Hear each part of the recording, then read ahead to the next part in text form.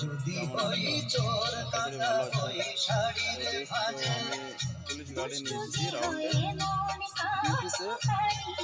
তো যদি হই দেখতে পাচ্ছ এই যে পলিথিনের মধ্যে কিন্তু হাত কভার দিয়েছে, ঠিক আছে, থানা থেকে হাত কভার দিয়েছে আমাকে, কারণ এই যে কুরবানিটা হচ্ছে, এই কুরবানিতে যে গরু কুরবানিটা হবে, এই গরু কুরবানি দেওয়ার পরে কিন্তু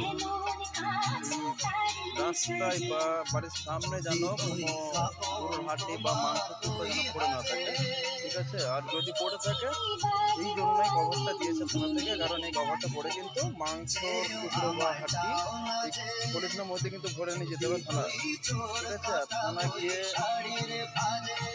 যদি থানার পুলিশ বুঝতে পারে যে এই কাজটা কে করেছে, এই কাজগুলো, তার বিরুদ্ধে কিন্তু আইনত ব্যবস্থা নেওয়া হবে। তাই বলছে ভাই আমার মনে বলে যেটাতে সমস্যা সেটা না করাটাই ভালো, ঠিক আছে। তো কুরবানি দিয়েছো, মাংস খাও, গ্যাস করো, ঠিক আছে, কিন্তু এই ভুলগুলো করো না, ঠিক আছে ভাই। মুবারক।